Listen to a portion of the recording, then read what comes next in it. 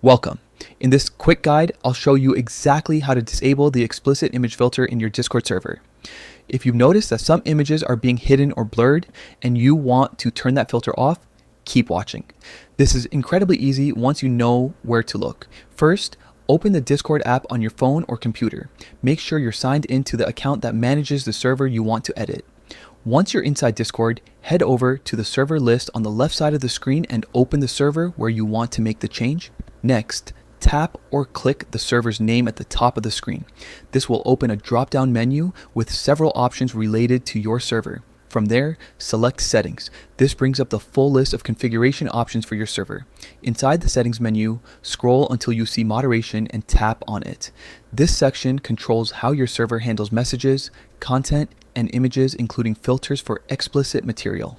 Now, scroll down until you find the section labeled Explicit Image Filter. By default, this filter might be set to scan and block images that Discord identifies as explicit or inappropriate. If you want your members to share content freely without these filters getting in the way, you'll need to adjust this setting. Under Explicit Image Filter, choose Do Not Filter. This disables automatic filtering for all members in your server.